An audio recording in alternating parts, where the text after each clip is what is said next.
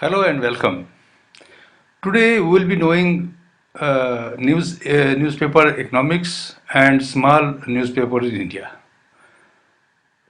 The motto is the objective behind this important unit is to know the economics of the newspapers in India, how the economy of the newspapers is managed, and especially with reference to the small newspapers in India. It is important to have a fair knowledge of newspaper economics and its influence on newspaper development. Newspaper play an important role in modern world, and we have discussed that length that role. Every newspaper has its own structure and functions.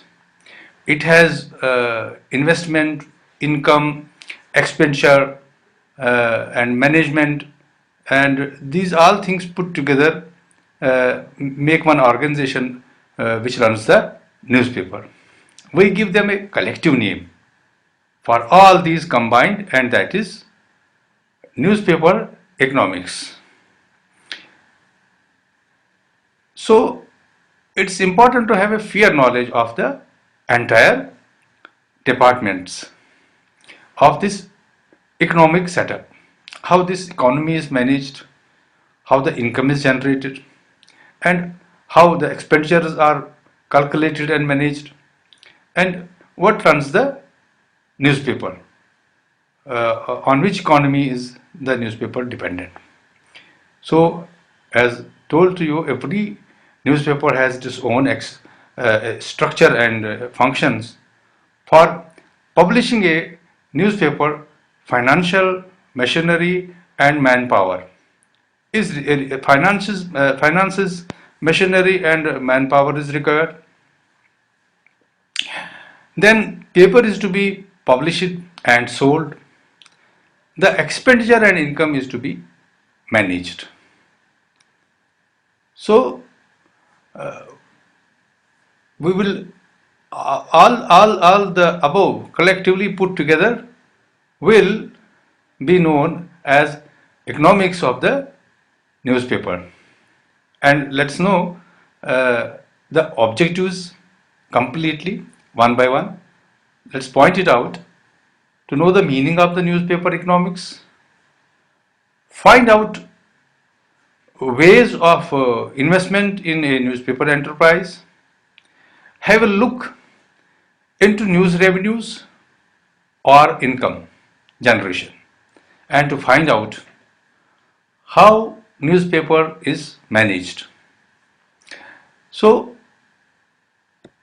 let us know this one by one, and let me introduce you the complete subject. Journalism is the medium of mass education, which educates the people in different ways and in different ways of life, and shows the right way. Newspapers give information on various subjects like history, economics, political science, sociology, science and technology, and other developments and activities of other fields. The newspapers invite articles, and from experts those articles are invited to keep the readers updated. Newspapers provide us both news and views, and they inform us about the socio-political and economic developments of our country and the world, and they deal with many philosophical issues also, achievements of the society, the world over, and achievements of the mankind all over the world. Newspaper inform the society about the personalities and sets models, good or bad, before the public, and we get inspired by the good models and try to follow those. They can educate people in good customs and democracy, good habits of health, and list is endless. There is not a single subject which is not touched by the newspapers. We have seen an enormous growth of the newspapers in India. There has been a remarkable increase in the number of the publications of all types, dailies, weeklies, monthlies, journals, and then magazines. The press is no longer a metropolitan or a big city phenomena.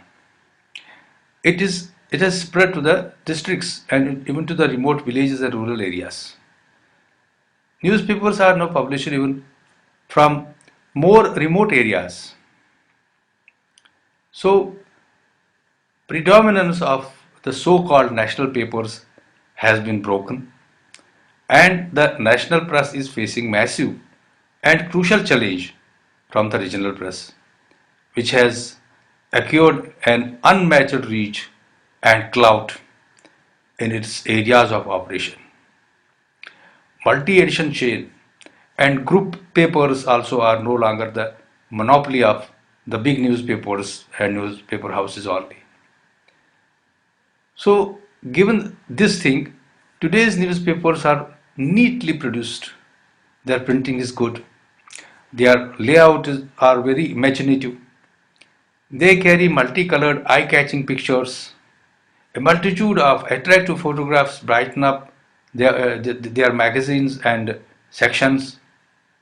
The contents have great variety than ever before. Circulation has increased many times the times over.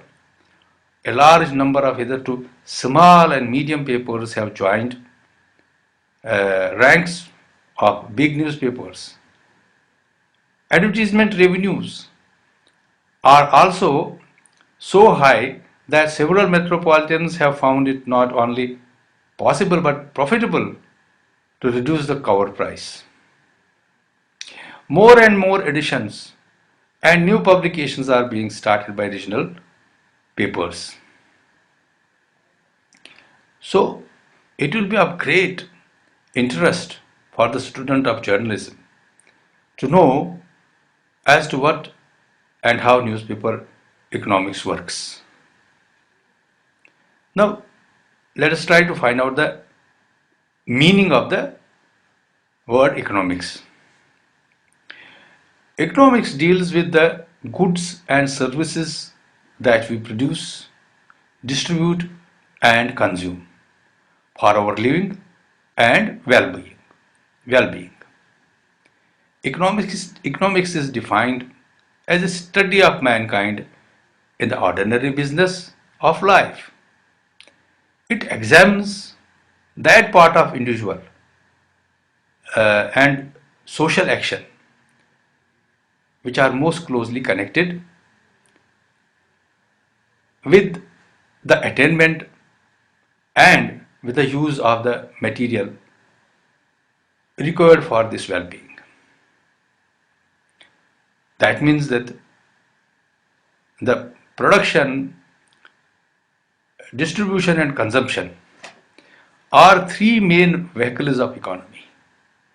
We need certain things, those things are there, and the entrepreneurs and producers of those things are there, then the distributors are there, and the consumers are the entire public. So managing this all and managing its costs and its production and distribution and consumption is economics.